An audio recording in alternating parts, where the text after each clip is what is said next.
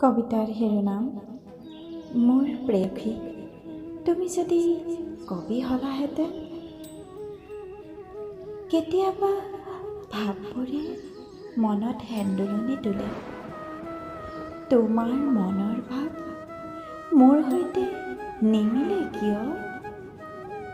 নিস্তব্ধ নিশাৰ উন্মাদনাত মোৰ শব্দৰ খলকনিৰ ঢৌবোৰে যেতিয়া জোৱাৰ আনিব বিচাৰে, তোমাৰ তাচ্ছিল্যতাৰ সুৰে শব্দবোৰক শ্মশানৰ কোনোবা এক কোণত কবৰ দি আহে।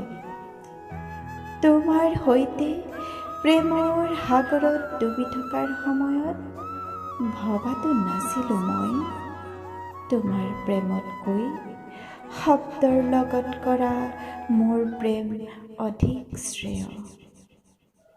এতিয়া ভাৱ হয়, তুমিও যদি কবি হলাহেঁতেন, বুজিলাহেঁতেন মোৰ মনৰ আৰ্তনাদ। শব্দৰ লগত কৰা ধেমালিত চকুপানীৰ লুণীয়া লোটক পৰি শব্দবোৰো হৈ পৰে আকৃতিহীন।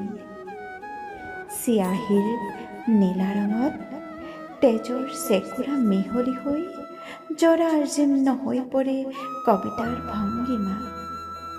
সঁচাকৈ প্ৰিয়তম, তুমি যদি কবি হলাহেঁতেন, মোৰ কবিতাৰ আধৰুৱা ছন্দহীন লেখাত শব্দবোৰে ৰুণজুণ নুপুৰ পিন্ধি নৃত্যৰত হ'লহেঁতেন অনাকাংক্ষিত প্ৰাপ্তিৰ বাসনা।